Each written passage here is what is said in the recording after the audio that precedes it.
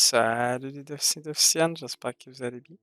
C'est parti pour une nouvelle vidéo les amis. Donc en fait là, je vais vous présenter les principales modifications qui vont arriver sur la prochaine mise à jour. Donc je suis actuellement sur la bêta. Donc c'est parti. Donc on commence sans plus tarder pour le changement numéro 1. Donc en fait, il y a des nouveaux trophées qui seront disponibles. Donc, c'est des trophées, hein, de tous les niveaux, les gars. Donc ça, c'est assez cool. Donc, vous voyez qu'il y a quand même pas mal de Dofus, là, de nouveaux trophées là, dans le shop de la bêta. Et on peut peut-être les regarder rapido presto, hein, mais grosso modo, ça donne quand même des gros bonus. Et si on va dans les trophées niveau 100, il y en a des 150. Et en fait, pour pouvoir les équiper, donc en fait, il faut posséder seulement un bonus de panoplie. Du moment que vous avez deux bonus de panoplie, donc si par exemple, comme moi, euh, j'ai ça, ce n'est pas considéré comme un bonus panoplie parce que je n'ai pas le panneau complet. Mais comme ici, j'ai le bonus panoplie parce que j'ai les trois items, mais dans ce cas-là, ça compte pour un bonus.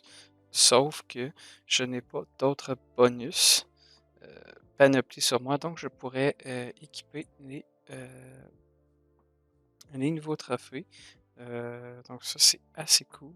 Ça va permettre d'optimiser, pas nécessairement d'optimiser, mais d'essayer des nouvelles choses, hein. Et là, vous voyez le petit trophée 75 qui donne quand même 20 de puissance. Donc les trophées 75 donnent 20 de puissance, 25 force, 5 dommages, 60 vitalité. Les moyens, eux, donnent quand même jusqu'à 50, hein.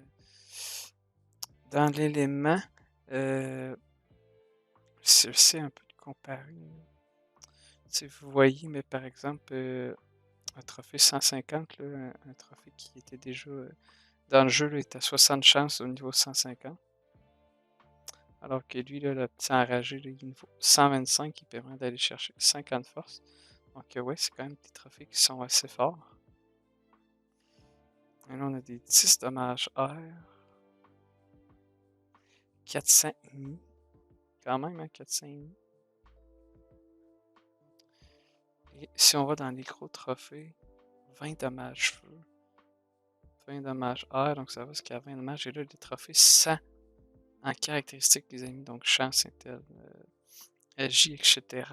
Donc ça, c'est cool, hein, parce que on voit ici, par exemple, le taquin major. Pour avoir ça en chance, on doit avoir un malus de 200 vitalité. Ce qui est quand même assez chiant, hein. Donc, et là, avec ce nouveau trophée-là, là, ça va être en fait 200 vitalité de plus.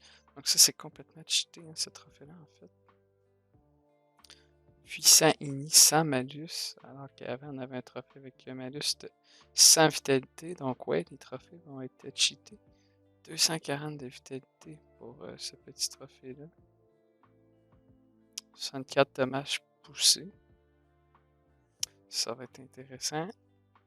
Et les trophées sont 175, les gars, sont un peu plus haut niveau que les anciens.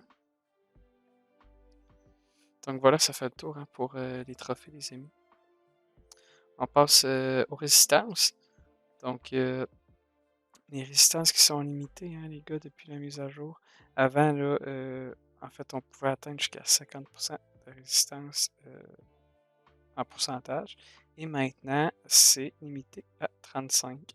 Donc, vous voyez ici, par exemple, actuellement, je suis à 28 résistance agilité. Et si je mets mon pet 26% résistance air, ça va automatiquement limiter à 35. Donc ça, c'est assez cool parce que les combats vont aller beaucoup plus rapidement. Et ça va permettre aussi de se mettre, en fait, d'essayer d'avoir le plus de résistance possible dans tous les éléments. Donc ça pourrait être cool, un mode à 30% de résistance partout. Donc il n'y avait rien d'autre à dire vraiment sur les résistances. Donc, troisième modification, les gars, les armes légendaires qui seront échangeables à partir de la prochaine mise à jour. Donc, avant, les armes étaient liées au compte, ce qui va permettre d'acheter des armes légendaires et d'en vendre. Donc, ça, c'est assez cool. Personnellement, sûrement que je vais pouvoir en acheter, étant donné que j'ai beaucoup de Kamas. Hein. Donc, ça, c'est très, très, très cool par Ankama. Et de plus, concernant les armes légendaires, les challenges vont maintenant impacter les chances de dropper l'arme. Donc, ça aussi, c'est assez cool parce que je pense pas que le taux de drop va diminuer. Donc, ce qui va augmenter, évidemment, les chances de dropper une arme légendaire. Euh, et en fait, il y a une nouvelle catégorie qui va être créée dans euh, dans l'hôtel de vente. Et là, il ne semble pas être là dans la bêta, mais il est vraiment supposé là, avoir une nouvelle catégorie expressément pour les armes légendaires.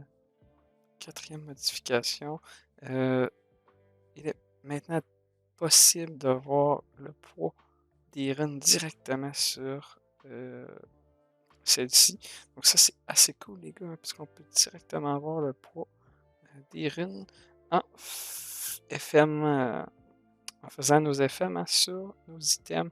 Et il n'y a pas de surprise, hein, les runes de base qui sont à 1 de poids.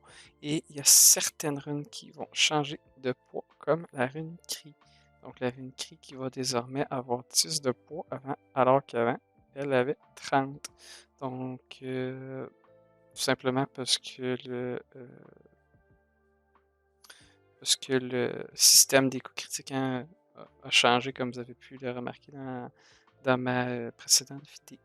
Donc, du coup, ça va être moins possible de faire des beaux jets sur des items qui donnent seulement des coups critiques, parce que souvent, on pouvait utiliser le coup critique pour avoir un certain reliquat.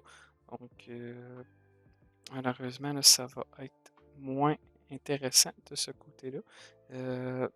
Et là, il y a aussi les runes ravies dont le poids a changé. Auparavant, le poids était de 7,5 et maintenant, c'est rendu de 10.